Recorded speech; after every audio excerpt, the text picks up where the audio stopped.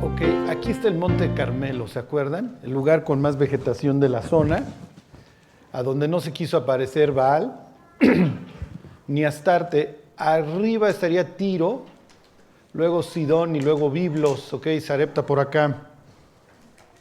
Y la semana pasada les hablaba yo de la influencia de los sidonios y la influencia nefasta que fueron los fenicios para los judíos, para el norte. Obviamente el norte se pudre, todo el norte pues bajo el reinado de doña Jezabel, ok, y con esta religión impulsada por ella, pagada por el Estado, y la destrucción aparte de todos los profetas que quedaban de verdad, se va a pudrir. Lo malo es que el sur emparenta con ella, ¿se acuerdan? Acá la hija de Acab, Atalías, se casa con el hijo de Josafat. Estoy removinando el casete. Lo que les quiero hacer ver es que antes de esta historia que les platico de la influencia del norte, aunque esto es previo, vimos la guerra esta transjordana de los amonitas, los moabitas, los amonitas y los edomitas que hacen la invasión y que tienen aquí su victoria en el Valle de Beraca. Y lo que hoy les quiero decir es lo que les espera. Cuando nosotros recibimos a Cristo, la mayoría de las personas cuentan una historia de muchísima felicidad, de muchísimo gozo, ¿no? Y dicen, es que nunca había dormido, nunca había experimentado la paz. Pero no leemos las letras chiquitas, que va a venir persecución, que va a haber influencia, que va a haber muchos ratos de desaliento. Y entonces realmente a lo que nos vamos a tener es, y desde ahora se los digo, no cómo te quieres morir, pero sí cómo vas a ser atacado. Y la iglesia va a ser atacada de dos formas. El diablo no se parte mucho la cabeza. O te mato, ¿ok? Esta fue la estrategia que usa el diablo de este lado, al oriente, trayendo a todos estos pueblos, a los paisanos estos. O te pudro. Esas son las dos formas en las que las iglesias se mueren. Ahora les pregunto, ¿cuál es más efectiva? ¿La persecución o la putrefacción desde el punto de vista del diablo? Sí, la persecución hace más fuertes a los cristianos. Hace años cuando veíamos el libro de Hechos, yo les decía, ¿qué es lo primero que te viene a la mente cuando hay una persecución? ¿Qué es lo primero que hacen los cristianos cuando hay una persecución? ¿Ok? Y consciente o inconscientemente, todos los cristianos en una persecución, lo primero que hacemos es una evaluación. Evaluamos, ¿vale la pena morir por esto, sí o no? Sí, porque hoy nos pueden decir aleluyos o lo que ustedes quieran. Pues todo el mundo lo aguanta, ¿sí? No hay ningún problema. Pero ya que está en juego tu vida o la vida de tu familia o tus posesiones, tu trabajo, todos hacemos una evaluación. ¿Qué tanto estoy dispuesto a perder por Cristo? ¿Qué tanto estoy dispuesto a perder por el Evangelio? Las personas que permanecen, obviamente, están literalmente entregándole su vida y sus posesiones a Dios. Sí, les contaba yo hace años esta anécdota en donde entran unos nazis a una casa en donde se están reuniendo unos cristianos y preguntan, ¿quiénes son cristianos aquí? Y entonces la mitad de las personas se salen, la mitad se queda, bueno, menos de la mitad se queda, y entonces los nazis estos dicen, ahora sí háblenos de Cristo, ya que habían vaciado la casa. Entonces es lo que sucede finalmente cuando el cristianismo es perseguido. Los que están entre azul y buenas noches se regresan al antro. Otros se definen. De eso trata la historia del profeta Elías aquí. ¿Se acuerdan? Después del torneo que hace Elías, o de la competencia, o del pleito, o la guerra que hace, le pregunta a los judíos que están presentes después de que llueve fuego del cielo y prende su ofrenda. Y les pregunta, ¿hasta cuándo qué? ¿Qué les pregunta? ¿Hasta cuándo qué?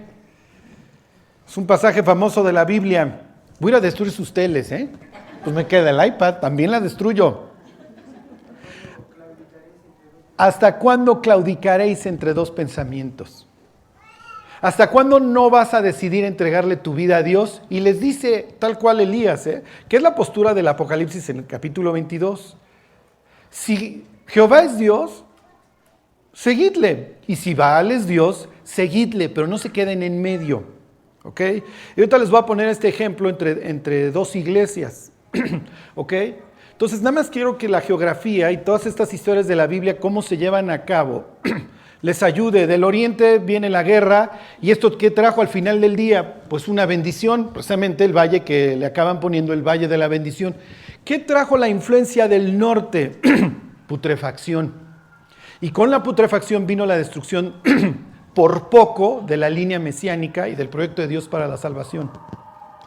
Es peor la persona que te dice, ay amiga, mejor vamos a tomar un café, estás muy clavada en lo de la Biblia. Eso es peor a la persona que te dice que eres un hipócrita. Porque la persona que te dice que eres un hipócrita te está afirmando en tus convicciones, y al contrario, te está diciendo en pocas palabras, vive lo que predicas. Y nos impulsan a vivir de una vida distinta. Pues ya le dije, ni modo que al rato ande yo borracho. Pero todas estas voces que escuchamos del mundo de no, mira, está bien, pero no exageres, no es para tanto, no seas fanático, hay límites, nos hacen pedazos y acaban pudriendo la iglesia. Entonces, ok, el diablo dice, como veo doy, en el siglo II después de Cristo, lo único que generó el diablo con las masacres era que la gente se convirtiera. Entonces, ok, se acabó, ya, esto no funcionó. Y entonces lo que hace es, les termino de atizar y ahora les empiezo a ofrecer que sean como el mundo, les ofrezco dinero y nada más les digo, no te vayas tan lejos. Cuando Moisés se le acerca a Faraón y le dice, nos vamos a ir a ofrecer sacrificios a nuestro Dios al desierto, ¿se acuerdan la distancia que le pone? 3 días. Nos tenemos que apartar 3 días de camino, o sea, tiene que haber una distancia entre nosotros y el mundo. Y entonces Faraón, conforme le vienen las plagas, empieza a ceder y les dice, bueno, váyanse ustedes, pero háganlo aquí. Digo, ofrézcanle, pero aquí. ¿Ok? Esas son las propuestas del mundo, no te vuelvas tan loco, hazlo aquí. O bueno, váyanse, pero no se lleven sus ovejas. Ah, ¿ya también vas a dar en tu iglesia? Luego la gente dice, oye Charlie, ¿cuánto debo ofrendar? Por lo que te chupabas. No, pues es mucho, es como el 40. Bueno, ok. Da el 10 de lo que te chupabas. Pues bueno, es como el 5. Pues sí, da eso. Ajá, y Faraón dice, bueno, váyanse, pero no se lleven sus bienes, no lleven sus ovejas. Le dice Moisés, entonces, ¿qué le vamos a ofrecer a nuestro Dios? Bueno, váyanse, pero no lleven a sus hijos, ya no sean fanáticos, no lo pasen a sus hijos. Y Dios le acaba diciendo a Faraón, mi cuate, no me voy a ir 3 días, me largo ya. Y pongo un mar de por medio. ¿Ok? Entonces es peor, la mundanalidad es peor. Es peor que la persecución. Y aquí lo pueden confirmar. Bueno, vamos a ver en qué acaba la triste historia de la influencia de los sidonios y luego les quiero enseñar qué hace Jesús en Sidón. ¿Ok? Porque hace un viaje a Sidón y es muy interesante el contexto en el que lo hace. Bueno, entonces dice, capítulo 21. Dice, durmió Josafat, el tipazo, pero que tuvo bien a emparentar con la casa de Acab. Dice, durmió Josafat con sus padres y lo sepultaron con sus padres en la ciudad de David. Y reinó en su lugar Joram, su hijo. Ok, qué padre. Versículo 4. Fue elevado pues Joram al reino de su padre, y luego que se hizo fuerte, mató a espada a todos sus hermanos, y también a algunos de los príncipes de Israel. Entonces aquí empieza la destrucción de la línea mesiánica. Entonces asciende al trono y mata a todos los otros posibles contendientes. Lo que sucede es que todos los otros posibles contendientes son hijos de David y pueden ser los que traigan al Mesías. ¿Ok? Y aquí, aunque la palabra diablo no se menciona, el diablo está tras bambalinas, obviamente intentando exterminar, como está en nuestra vida intentando exterminar todo el fruto que pudiéramos dar. Ok. Dice, versículo 6.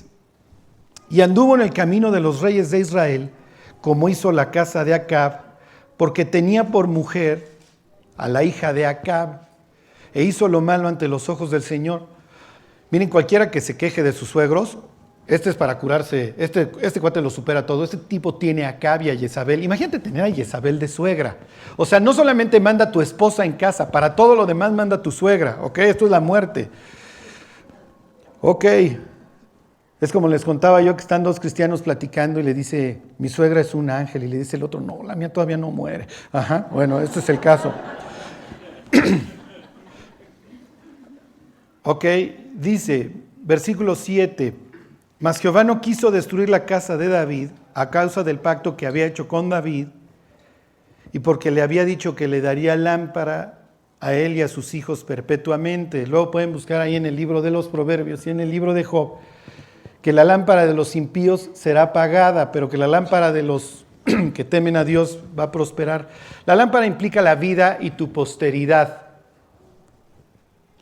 A tus hijos y a tu posteridad les estás dejando luz o les estás dejando apagón. Y en este caso se representa la vida de los monarcas y su dinastía como una lámpara que ilumina.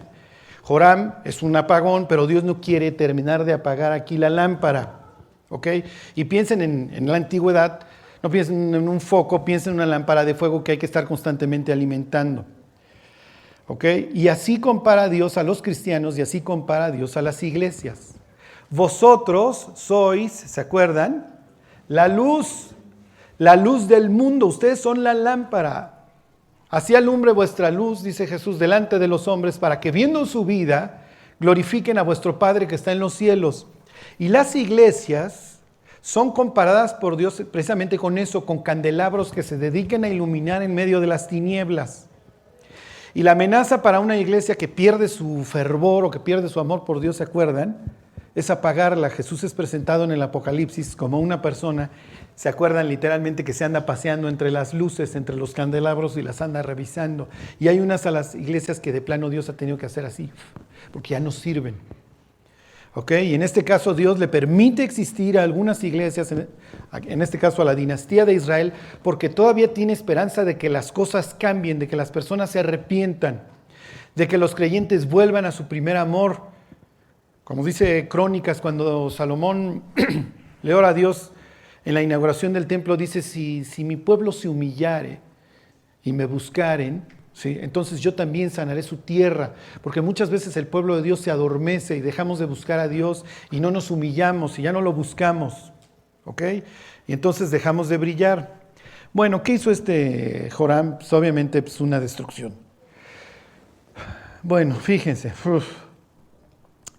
Dice, versículo 8, en los días de este se rebeló Edom contra el dominio de Judá y pusieron rey sobre sí. Y aquí se va a dar el cumplimiento de una antigua profecía de don Isaac. A ver, váyanse, se las cuento. Ya se saben esta historia. A ver, váyanse al Génesis, al capítulo 28. Pero se las cuento para que vean qué es lo que está sucediendo.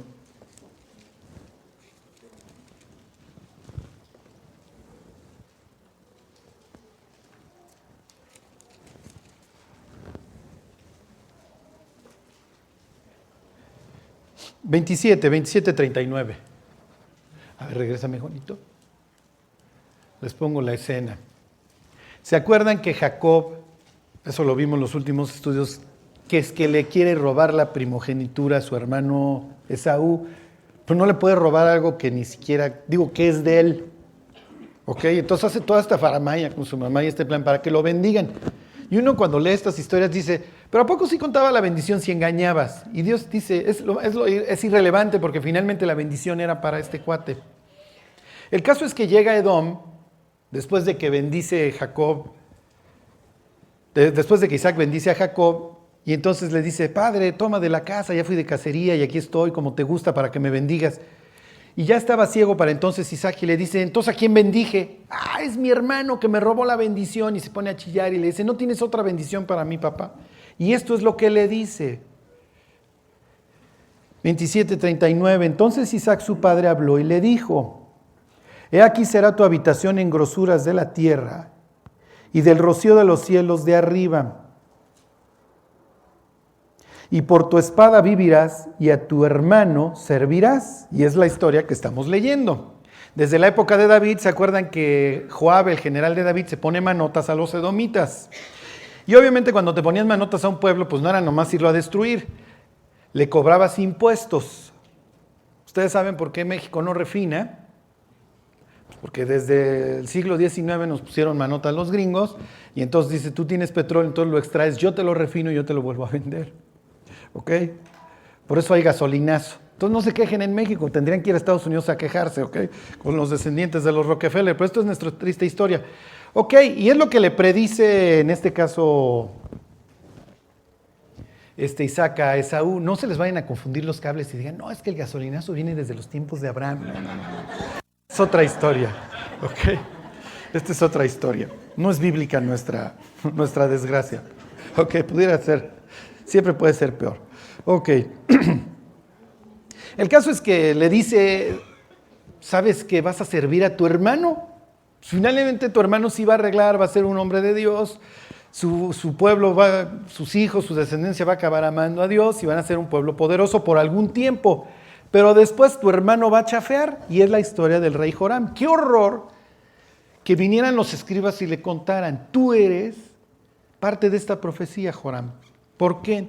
Porque como tú sigues los consejos de tu esposa y de tu suegra y ya no sirves a Dios, estás perdiendo, ¿qué? Estás perdiendo influencia. Imagínate que te vieron borracho, te vieron con tus copiosas las personas de la oficina, y el lunes llegas Biblia en mano y le quieres testificar a alguien. ¿Qué van a decir? Obviamente tu influencia se disminuye. Y habrá alguien que diga, pues todos fallan, y si es borracho, pero pues yo lo quise escuchar. Bueno, está bien. Alguien estaba muy desesperado y quiso escuchar en esos términos. Sí, pero no es lo mismo. Y entonces le dice, fíjense, versículo 40, por tu espada vivirás y a tu hermano servirás, y sucederá cuando te fortalezcas que descargarás su yugo de tu cerviz. Y es la historia que estamos viendo, y efectivamente los edomitas, aunque son vencidos ahí en una escaramuza, en una guerra, se acaban independizando de los israelitas. Ok, regrésense a la historia. Lo mismo que otra ciudad, nada más que mi mapa no trae, a ver, regrésame al mapa, Juanito. Regrésense ahí a Segunda de Crónicas al 21. Lo mismo que otra ciudad, y esto es terrible, esto es peor. ¿Por qué? No la va a traer. Bueno, no importa.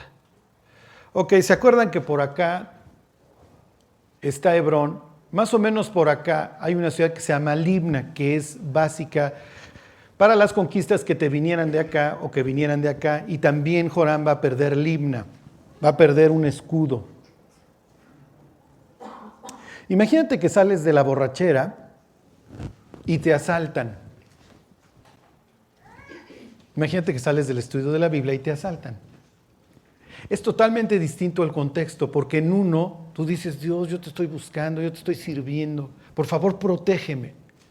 Y en el otro, hijo Dios, ¿cómo te voy a pedir si tú sabes que estoy huyendo de ti, que estoy pecando? ¿Sí se entiende? Obviamente nosotros los cristianos dependemos para todo de Dios. Finalmente Él es nuestro escudo, es nuestro galardón, es nuestra luz, lo que ustedes quieran. Y cuando huimos de Él o cuando vivimos alejados de Él, sabiendo que no estamos bajo sus alas, bajo su sombra, todo nos da miedo. Es natural. Y en este caso, la vida equivocada de Joram, además de que se va a llevar a todo el pueblo de corbata, porque todo el pueblo va a ser impulsado a vivir mal, hace que pierdan los tributos, empiezan a perder su influencia, su territorio se empieza a encoger, y una de sus ciudades clave, que es Libna, la pierdan, y esto los hace vulnerables. Su vida se puede perder en cualquier instante. Ok, por si fuera poco, fíjense, ahí siguen en capítulo 21, versículo 16, por si fuera poco, ahora le va a venir del occidente, ok, de acá los filisteos. Dice 21:16, entonces Jehová despertó contra Joram la ira de los filisteos y de los árabes que estaban junto a los etíopes, o sea, también del sur, y subieron contra Judá e invadieron la tierra y tomaron todos los bienes que hallaron en la casa del rey, y esto continúa, y a sus hijos y a sus mujeres. Fíjense, ya murieron todos los hijos de Josafat excepto uno, porque los mató su hermano, los mató uno de sus hijos. Adiós descendencia tuya, Josafat, por haberte llevado con la persona equivocada, por haberte llevado con Acab. Acuérdense, ¿quiénes son sus amigos? ¿Quién es la persona que tiene más influencia en tu vida? ¿Quién te influye o a quién influyes tú? no os unáis en yugo desigual con los incrédulos, porque ¿qué comunión tiene la luz con las tinieblas, Cristo con Belial, el templo con los ídolos, la justicia con la injusticia? Como dice, ustedes son el pueblo de Dios, dice Dios, y andaré entre ellos y seré su Dios, por tanto, no toquéis lo inmundo. Ok, y aquí viene la masacre de sus nietos. Dice versículo 17, y subieron contra Judá e invadieron la tierra y tomaron todos los bienes que hallaron en casa del rey y a sus hijos y a sus mujeres, y no le quedó más hijos, sino solamente Joacás, el menor de sus hijos. Entonces todo está agarrado de alfileres para que venga Cristo. Ya está el diablo intentando exterminar a la simiente divina. Ok, versículo 18. Uy, aquí está lo peor. Después de todo esto, Jehová lo hirió. Miren, las farmacéuticas bien lo saben. Jehová lo hirió con una enfermedad incurable en los intestinos. Más adelante la Biblia dice que es una enfermedad muy penosa. Es literalmente la enfermedad del primo de un amigo. Ajá. ¿Sí se acuerdan de Nixon? Ajá. La enfermedad del primo de un amigo, se le van a salir los intestinos, poquito a poquito. Se va a tardar 2 años y literalmente va a morir de hemorroides, Entonces, obviamente Dios tiene un pueblo pulcro. ¿Ok? Una de las órdenes que Israel tiene, dice, cuando salgas a la guerra vas a llevar contigo una pala y vas a cubrir tu excremento porque yo estoy entre ustedes. O sea, Dios no hubiera venido en el México colonial, para que me entiendan, porque Dios hubiera ido caminando por Reforma y le hubieran gritado, ¡aguas! Ajá. Bueno, no, Reforma es posterior al México colonial, pero la expresión aguas, pues es de que aguas, o sea, es como cuando te gritan en el estadio aguas, que ahí va agua de riñón, así una vez me gritaron y fue demasiado tarde, ¿ok? Entonces imagínense un rey que está muriendo precisamente de esta manera. ¿Cómo vemos a los cristianos caídos? Y fíjense, versículo 20, así termina la triste historia de don Joram. Un pobre tipo que también lo gobernó su esposa y su suegra, par de impías. Dice, cuando comenzó a reinar, era de 32 años y reinó en Jerusalén 8 años y murió sin que lo desearan más. Ya.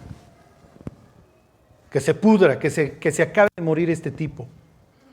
Vosotros sois la luz del mundo, dice Jesús. Una ciudad asentada sobre un monte no se puede esconder.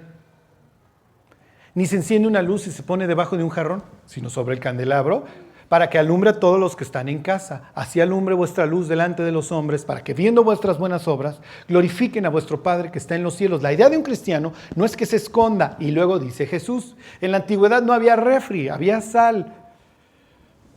Era lo que evitaba que se pudrieran las cosas. Los sacrificios, si se acuerdan, siempre dice que los salen para que... Había sacrificios que había que comer el mismo día, como la Pascua, pero había otros que hasta el tercer día te podías comer, pero era carne salada, exactamente. Y entonces dice Jesús, vosotros sois la sal de la tierra. Piensen en Joram. Vosotros sois la sal de la tierra, pero si la sal se vuelve insípida, no sirve más para nada, sino ¿para qué? Para ser echada fuera y ¿qué? Y pisoteada por los hombres. El cristiano caído no es ni querido, bueno, no quiero decir ni querido, pero no, ni siquiera alienta al resto de los cristianos, pero tampoco sala al mundo, tampoco le evita su putrefacción. Y entonces no sirve para nada, para absolutamente nada. Eso es la tibieza. Bueno, fíjense, porque esto todavía no acaba. Ok, capítulo 22. Dice, los habitantes de Jerusalén hicieron rey en lugar de Joram a Ocosías, su hijo menor. Pues es el único que queda. ¿Ok? Porque una banda armada que había venido con los árabes había matado a todos los mayores, por lo cual reinó Ocosías, hijo de Joram, rey de Judá. Versículo 3. También él anduvo en los caminos de la casa de Acab, porque su mamá, la esposa del papá, le aconsejaba. Entonces la influencia de Acab sigue ya en la tercera generación, vamos. Para que vean cómo una mala amistad puede afectar no solamente tu vida, sino la de tu hijo y tus nietos. Los solteros, piensa un mal matrimonio, que te cases con un incrédulo, diagonal incrédula. Igual y tú sí lo aguantas, la aguantas ahí en una esquina del terrado, ajá, en una casa en la azotea, pero tus hijos, tus nietos. Ok, versículo 5. Y él anduvo en los consejos de ellos, de los norteños, y fue a la guerra con Joram, hijo de Acab, rey de Israel, contra Hazael, rey de Siria, a Ramot de Galaad. ¿Se acuerdan que el abuelo había ido a Ramot de Galaad a pelear en compañía de Acab?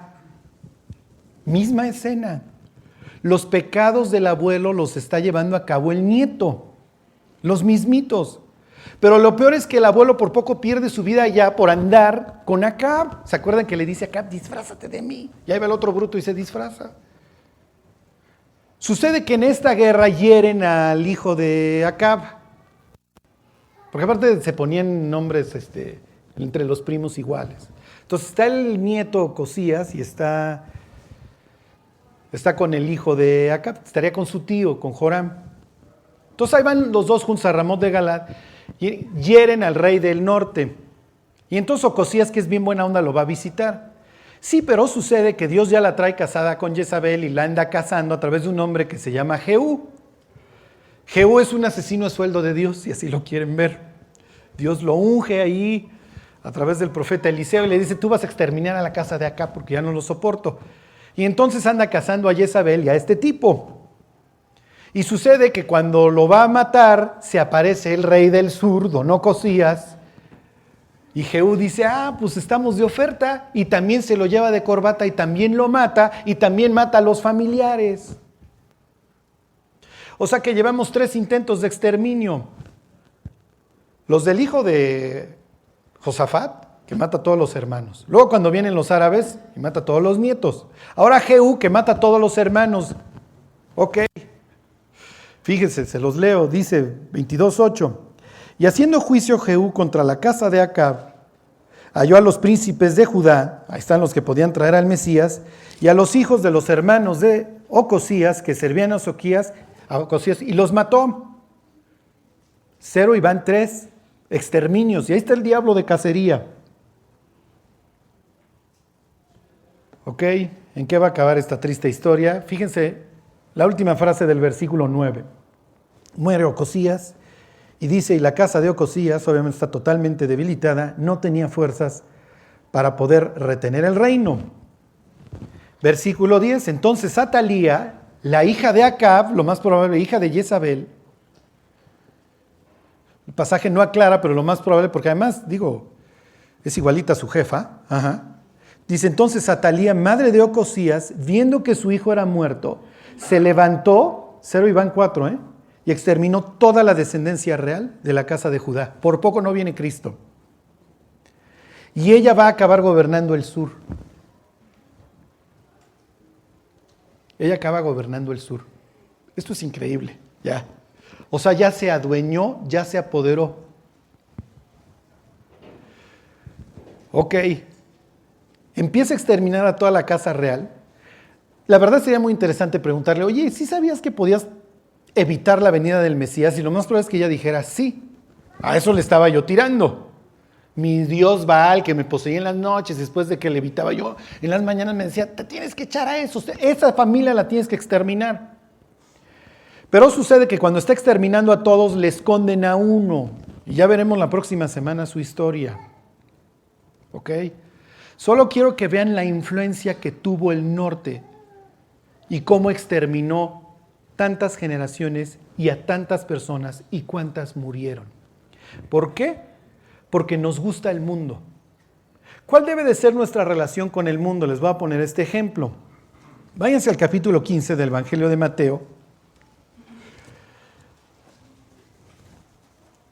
Y ahora sí les voy a enseñar.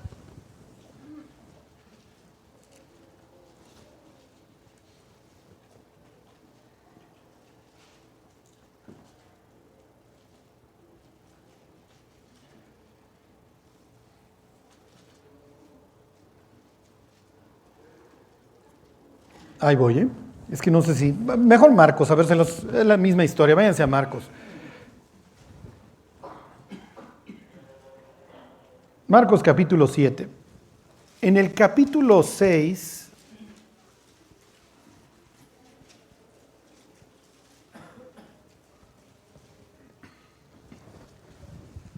aquí está Betsaida, ¿ok? Aquí en el norte del mar de Galilea. Esto es Israel en la época de Jesús. Aquí está. Para esta época, esta provincia romana se llama Siria, la provincia de Siria, ¿ok? Obviamente a los pobres fenicios los acabaron conquistando los griegos. Entonces se vuelve una zona ahí toda putrefacta porque quedan todos estos griegos, queda los fenicios con toda la influencia griega y luego van a pasar los romanos y lo van a conquistar. Entonces hace un champurrado de idolatría y de putrefacción fabuloso. Obviamente ningún judío en su sano juicio en un viaje espiritual se iba a ir al norte, ¿ok? Se iba a ir para allá. El caso es que Jesús alimenta aquí a sus paisanos y después de la alimentación recoge 12 cestas y se los lleva, dice la Biblia, a un lugar desierto y ahí les da de comer. ¿A quién está emulando Jesús? ¿A quién se está pareciendo? ¿A quién creen? Cuando lleva a unas personas al desierto, por ahí hay un monte y ahí les da de comer, multiplica el pan. ¿A quién se parece? A Moisés, exactamente. ¿Ok? Entonces, obviamente, la idea es que los judíos piensen en ese momento, hijo, ya nos llevó a un lugar desierto, ya llevamos todo este tiempo trayendo a los enfermos para que los sane, ya tenemos días, tenemos hambre, y se acuerdan que Jesús dice, tengo temor por la gente que se me vaya a desmayar en el camino. Y entonces le dicen los discípulos, sí, pero necesitaríamos miles de salarios mínimos para darle de comer a todos estos cuates. Y Jesús les dice, denles ustedes de comer. Y entonces, no tenemos con qué, Señor. No, sí tienen con qué. ¿Ok? Tú tienes con qué. En las manos de Dios, nada más pon tus pequeños dones, grandes o chicos, en sus manos. Y entonces viene al más puro estilo de Eliseo la multiplicación de los panes y de los peces. Y Jesús recoge 12 cestas. Ahorita van a ver que tiene esto de interesante. Obviamente, si tú alimentas a 5,000 personas, ¿ok? Pues la gente te va a empezar a buscar. Mucho más si está endeudada, ¿ok? Mira, te doy mi NetKey y de repente desaparecen mis saldos en las tarjetas de crédito. Esto es increíble. Y piensen en un pueblo que se quiere independizar de los romanos. Obviamente los celotes dicen, oye, logísticamente, te llevas este cuate a los campamentos y ahí te multiplica el pan. No hay ni que llevar reservas. Y los fariseos, obviamente informados, suben a Galilea. Ellos se acuerdan, eran el sur y van a ver qué es lo que está sucediendo. Entonces, después de que alimentas a 5,000 personas o las que hayan sido, obviamente hombres, piensen, faltan esposas e hijos.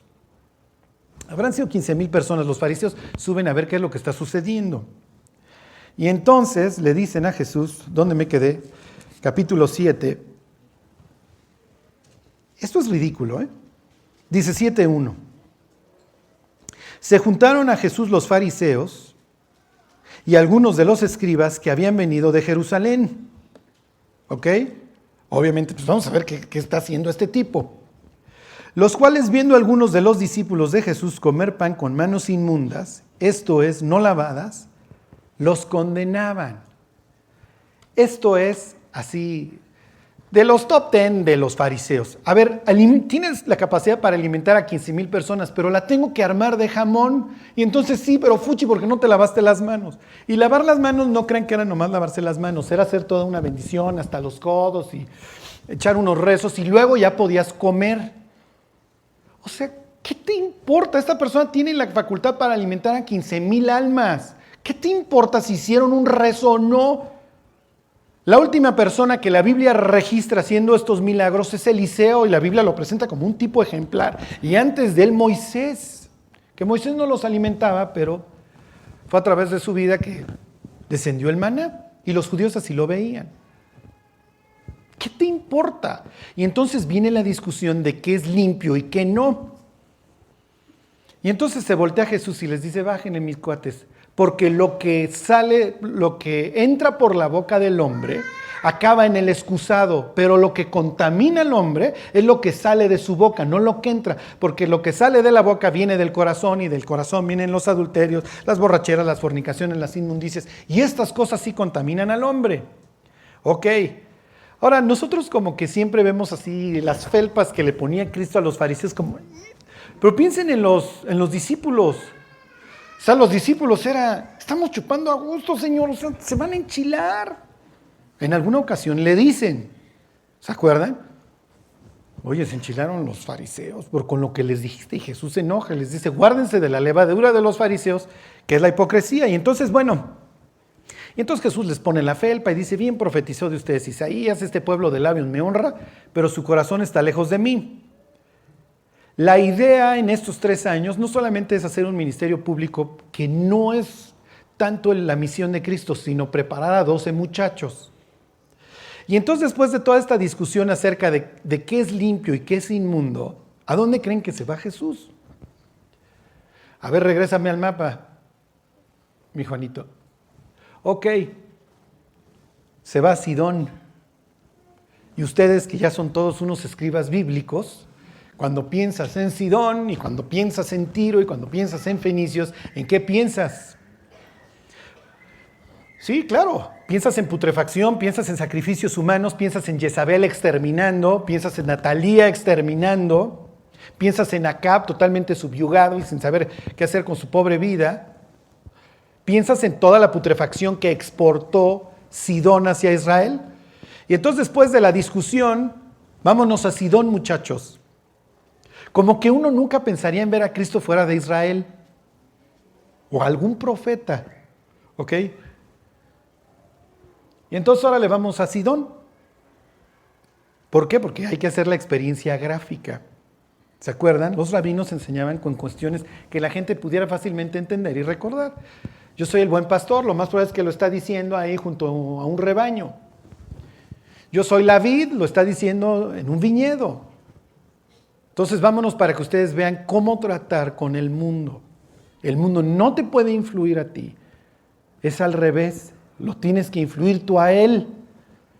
Y entonces se van a Sidón, y en Sidón viene una mujer cuya hija está poseída. Es natural, es lo que los judíos esperan encontrar allá, pues es la casa de Jezabel. Y si se acuerdan, viene una señora y le dice, por favor, ayúdame. Y Jesús no la pela y no la pela. Hasta que Pedro le dice, ya dile que se vaya, o sea, ya, lárgala ya, o sea, si no la vas a pelar, ya lárgala. Y entonces le dice Cristo, a ver, ¿qué quieres? Mi hija está poseída. ¿Y qué pensaron los discípulos? Pues qué raro. Pues Sidón, es lo que tú esperas encontrar. Y entonces Jesús le dice, no está bien tomar la comida de los niños y echársela a los perros. Este no es un ejemplo que los discípulos entiendan, porque el perro es un animal inmundo.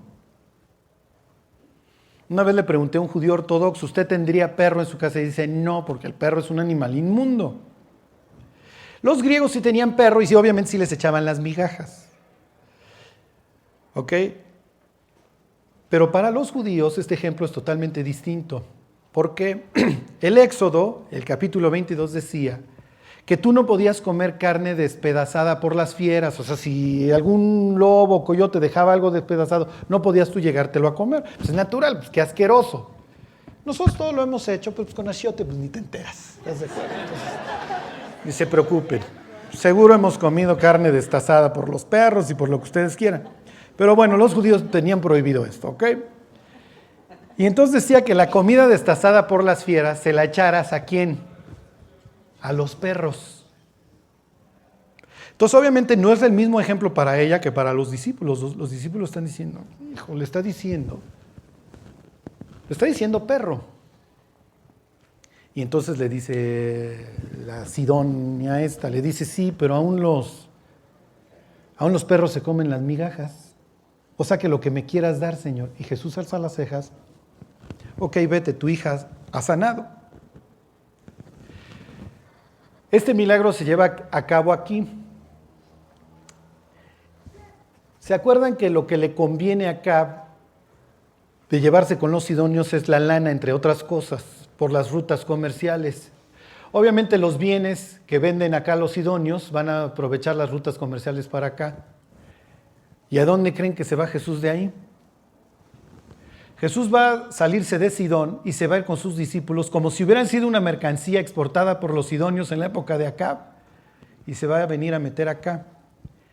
Que para estos momentos en la vida de Jesús se llama la Decápolis, es una ciudad totalmente griega, helenizada. No griega, es romana, pero donde el helenismo está ahí en su máxima expresión. ¿Qué hubieras encontrado acá? Pues todas las esculturas de desnudos y esculturas groseras, prosaicas. O sea, si han visto el arte griego antiguo, es muy grotesco. Es lo que hubieran encontrado ahí. Imagínense los discípulos cuando viene la discusión de la alimentación, que está limpio y que no es limpio, y de ahí se jalan para Sidón. Y de ahí cual mercancía que hubiera exportado los jefes de Jezabel, se van a este lado. Y fíjense lo que sucede en ese lado. Ok.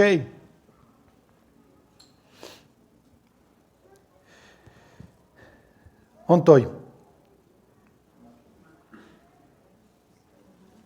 Miren, se los leo, Marcos 7:31 para que vean. Dice, volviendo a salir de la región de Tiro, vino por Sidón al mar de Galilea y pasando por la región de Decápolis. Entonces va a la Decápolis, que para entonces es un mundo totalmente gentil. Y en Decápolis vuelve a alimentar a las personas. En este caso está alimentando puro gentil o puro incrédulo, si así lo quieren ver. Acá en Betsaida alimenta a sus paisanos. Acá en Decápolis va a alimentar a puros gentiles. Ok, váyanse al libro de Hechos, al capítulo 13. Espero que sea uno de esos momentos de ¡oh!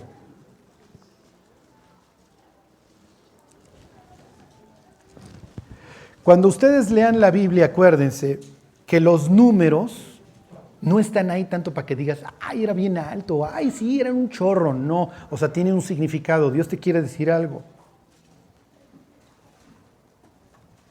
¿Qué les dije? 13, ¿va? 13:18. Ahorita lo leemos. Ok, aquí alimentó. ¿Cuántas cestas recogió aquí? 12. Aquí va a alimentar a los incrédulos. ¿Y cuántas cestas va a recoger ahí?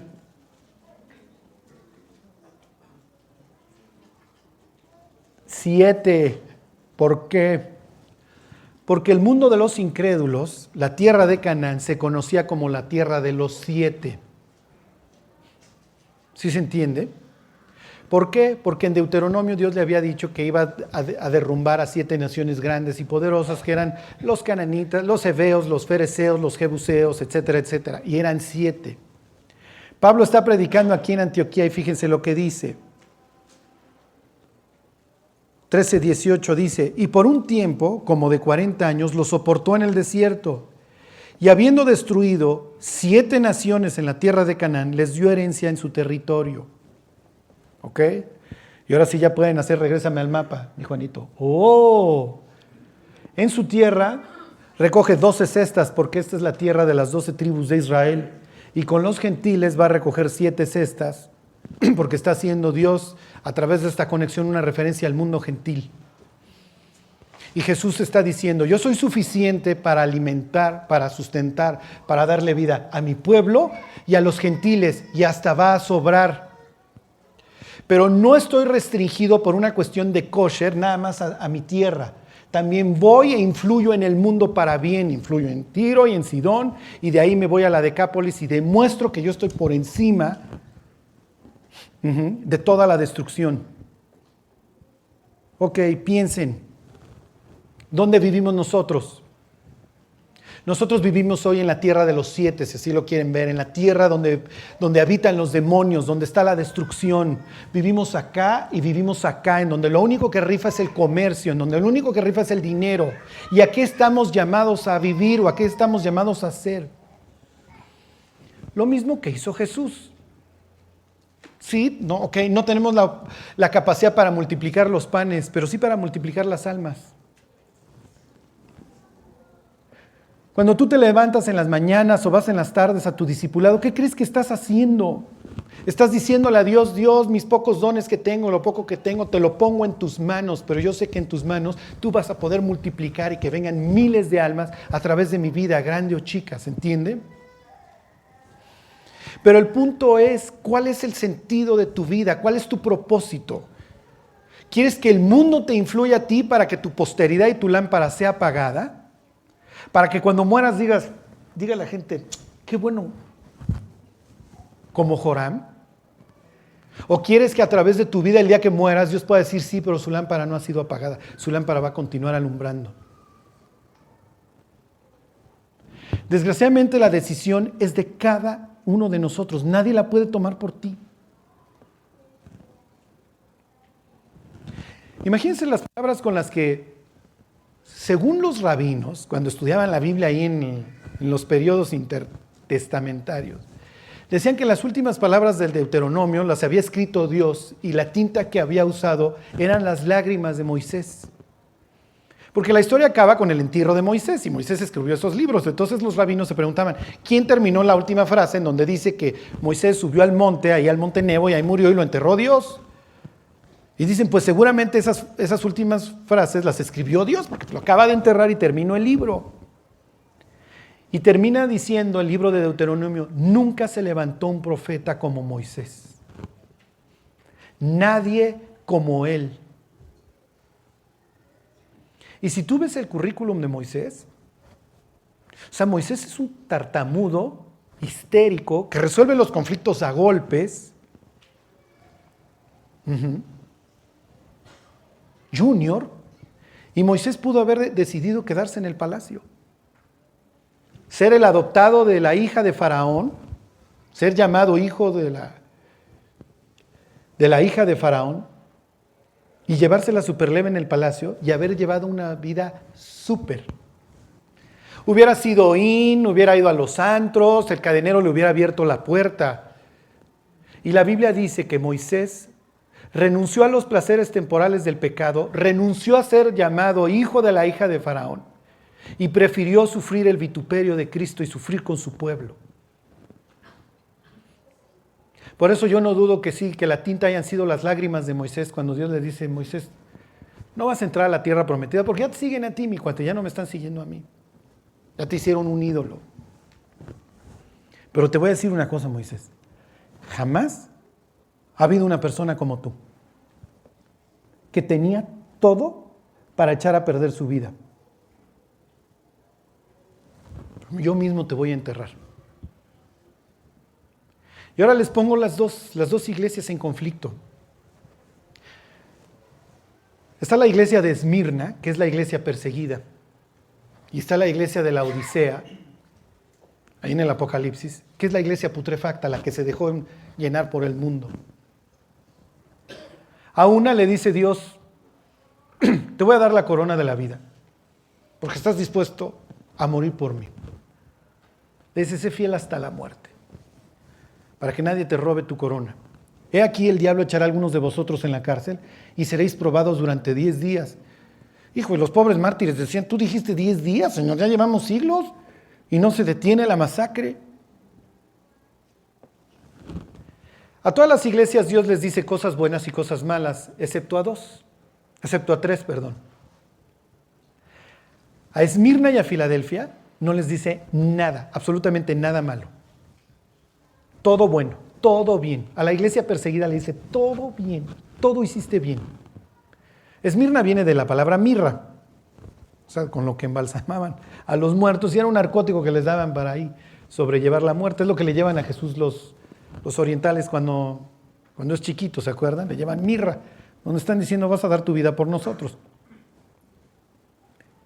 Y a la iglesia de la Odisea se parece a Esmirna en que nada más le dicen de uno, todo lo malo.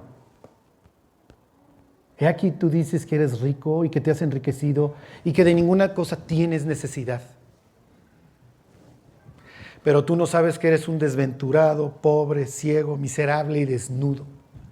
Y por cuanto no eres ni frío ni caliente, sino tibio, te vomitaré de mi boca. Ahora lleven esas palabras a la vida de Joram.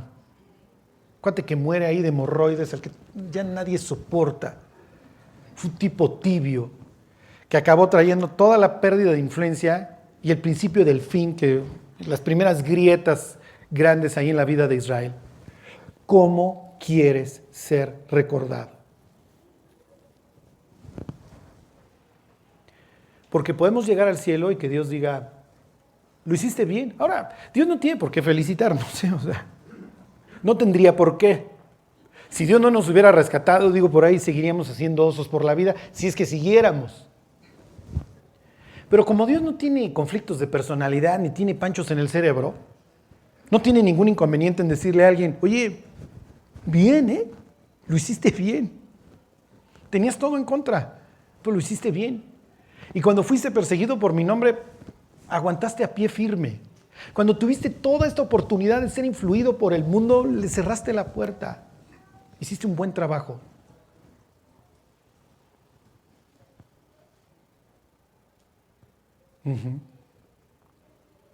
Piénsenlo, porque todo el tiempo, al igual que el pobre reino del sur como es Judá, o vamos a tener los ataques de un lado frontales y esto acaba en bendición, o vamos a tener toda esta influencia del mundo invitándonos a ser como ellos. Adora a nuestros dioses, vuélvete como nosotros, sé como nosotros, aparte te va a ir bien, económicamente la vas a hacer. Y no es cierto. Al final del día, el que decide dónde llueve y dónde no, es Dios. Y cuando nos decidimos convertir, la Biblia dice que perdimos nuestra vida. Ya no somos nuestros, somos de Dios. Y si el día de mañana nos va a ir bien o mal, quiero decirles, no importa qué tanto brinquemos o dejemos de hacer, es decisión de Dios. Estamos ya en este barco, ¿eh? Si tú ya recibiste a Cristo, ya eres de Él. Pues si ya estamos acá, mantengamos la lámpara prendida. Y que le podamos dejar a nuestra descendencia una bendición. Y que la gente el día de mañana pueda ver a través de nuestros hijos la misma lámpara que vio en nosotros. O más. Porque le podemos dar a nuestros hijos una esperanza distinta, ¿eh? Y que no tengan que vivir todo el dolor y toda la putrefacción que nosotros vivimos. Pero al final, nadie puede tomar esta decisión por nosotros. Nadie le dijo a Moisés, ándale, Moy, te conviene irte con el patrón, síguelo a él. Cuando Moisés cree que su vida ya está hecha a pedazos, obviamente un tipo tartamudo, ochentón, que lleva 40 años ahí sobreviviendo de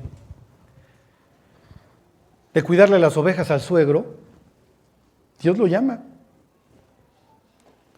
Ahora, si Moisés no hubiera pasado esos 40 años en el desierto, ¿hubiera sido el gran líder que fue? Si David no hubiera pasado esas horas en la cueva, ¿hubiera sido el gran rey que fue? Si José no hubiera estado en prisión todos esos años, ¿hubiera sido la persona que fue? ¿Lo que hoy estás viviendo crees que tiene sentido? ¿Crees que Dios todavía tiene un plan para tu vida? Porque quizás hoy estás en la cueva, ¿eh? Quizás hoy trabajas para Potifar después de que tus hermanos te vendieron y te dieron la espalda. Quizá hoy estás ahí en un desierto espantoso cuidando las ovejas de tu suegro. Pero no va a faltar el día que, como a José de un momento para otro, 41:14 de Génesis, levántate, maestro, te anda buscando ahí el faraón, que es que Dios tiene un proyecto para tu vida. Bueno, cuando le estén pasando bien, gócenlo. Todo lo que hoy disfrutamos está salpicado de sangre de Cristo. Cuando lo estén pasando mal, es parte de... Y acuérdense que Dios sacó de la cueva al rey para ponerlo en el trono. Bueno, vamos a orar, vamos a pedirle a Dios que nos dé la paciencia para soportar los malos ratos, pero sobre todo, que no acabemos como Joram, ni como la iglesia de la Odisea. Dios, te damos gracias por tu palabra. Gracias, Dios, por todos estos ejemplos que nos dejaste en la Biblia. Ayúdanos, Dios, a hacer luz para el mundo. Que nosotros influyamos al mundo para que te conozcan y no al revés, Dios. Entendemos, Dios, que el diablo no quiere que nosotros brillemos, Dios, que nosotros traigamos a otras personas a tus pies. Pero tú eres más grande, Dios.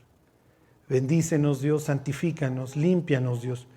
Ayúdanos, Dios, a disfrutar del gozo que tú prometes. Bendice esta iglesia, Dios. Que sea un candelabro, Dios, que tú puedas ver desde el cielo y te puedas sentir orgulloso. Que nos bendigas, Dios, que nos guardes y que nos des celo por tu palabra y nos des amor los unos por los otros. Que así sea, Dios. Te lo pedimos por Cristo Jesús. Amén.